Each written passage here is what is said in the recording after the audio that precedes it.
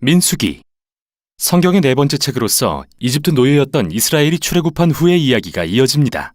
하나님은 그들을 시내 산으로 데려와 거기서 언약의 관계를 맺으셨죠. 이스라엘의 반역에도 불구하고 은혜의 하나님은 그들이 하나님의 거룩한 임재 가운데 살 수 있도록 성막을 주셨습니다.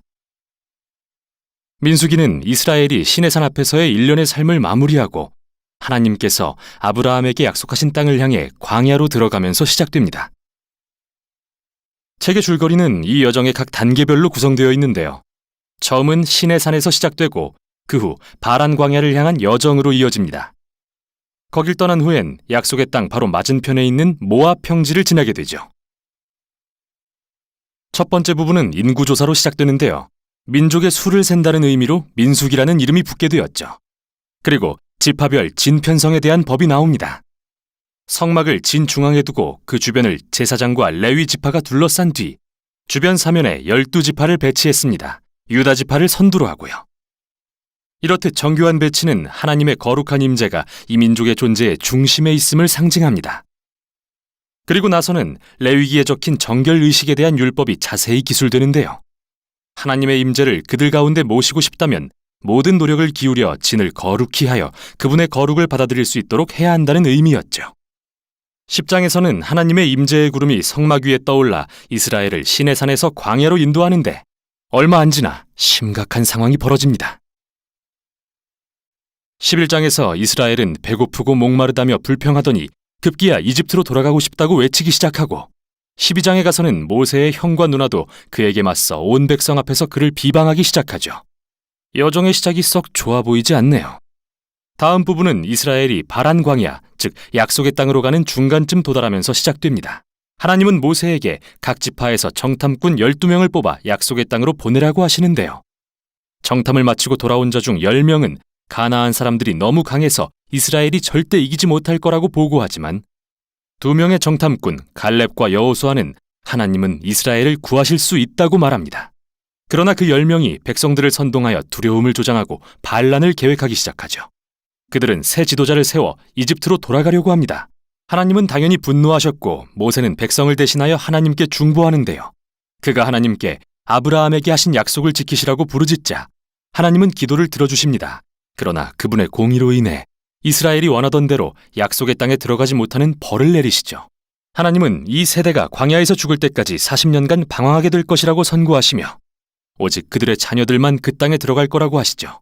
결과가 이 정도면 그들도 이제 정신을 차릴 법한데 오히려 더 심각해집니다. 다음 이야기에서 레위 지파 중 한 그룹이 단체로 반역하기 시작했는데 그들은 모세와 아론의 리더십에 도전하며 그들이 분에 넘치는 일을 하고 있다고 외치죠.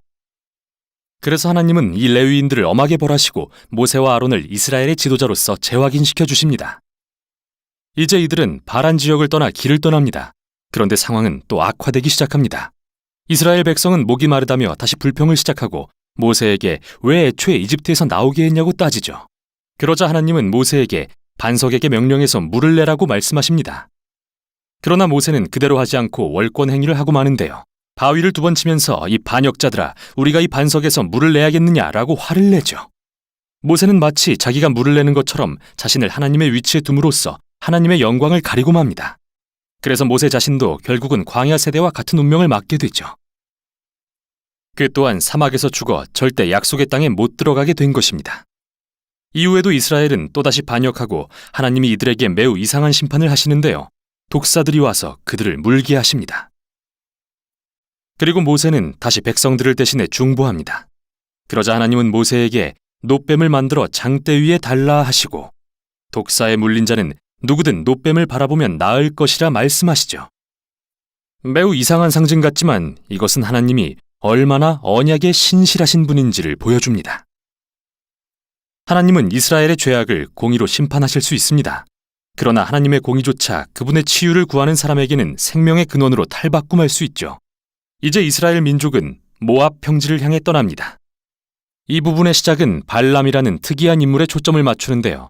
모압 왕은 이 거대한 무리가 자기 영토로 지나가는 것을 보고 잔뜩 겁에 질려서 주술사 발람을 고용하여 이스라엘에 저주를 내리라고 합니다. 그런데 발람은 3번이나 그들을 저주할 수 없다는 걸 발견하고 이스라엘을 축복할 수밖에 없게 되죠. 창세기 12장에서 하나님이 아브라함에게 하신 약속을 기억해 보세요. 발람은 이스라엘을 저주할 수 없을 뿐 아니라 하나님으로부터 언젠가 열방에 하나님의 공의를 이루실 이스라엘의 왕이 오실 거라는 환상도 받는데요.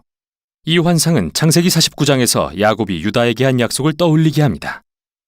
잠시 멈추고 지금까지 이 책의 흐름을 살펴보죠. 광야의 반역 사건들은 멈추지 않고 계속 악화되었지만 하나님은 이스라엘을 부분적으로는 심판하시지만 변함없이 자비를 베풀고 음식과 물을 제공하셨습니다. 그리고 발람의 이야기 역시 하나님의 은혜를 밝히 보여주죠. 이스라엘은 언덕 저 아래 지내서 불평하며 반역하고 있지만 언덕 위에서는 하나님께서 그들이 모르는 새 그들을 보호하고 심지어 축복하고 계시는 겁니다. 광야에서 반역했던 이스라엘과 신실하신 하나님의 대조적인 모습은 이스라엘의 다음 세대들에게 매우 중요하기 때문에 이 광야 이야기들은 후에 성경의 선지서, 시가서, 심지어 신약의 서신서에도 계속 인용됩니다. 그리고 이 사건들은 언제나 이렇게 경고하죠. 하나님은 자신의 언약에 신실하시지만 그의 백성이 반역하여 그분을 떠나면 결과를 직면하게 내버려 두시기도 한다. 이 이후 책의 나머지 부분은 광야 세대의 자녀들의 초점을 맞추는데요. 그들이 약속의 땅을 상속할 준비를 시작하며 새 세대의 인구조사를 실시합니다. 그리고 그들은 주변의 민족들과 싸워 많은 전투에 승리합니다. 그리고 몇 지파는 약속의 땅에 정착하기 시작하죠. 이렇게 민수기는 새 세대가 약속의 땅에 정착하는 것으로 마무리되고 이제 모세는 마지막 설교를 통해 지혜와 경고를 전해주려는 참입니다. 여기까지가 민수기의 내용이었습니다.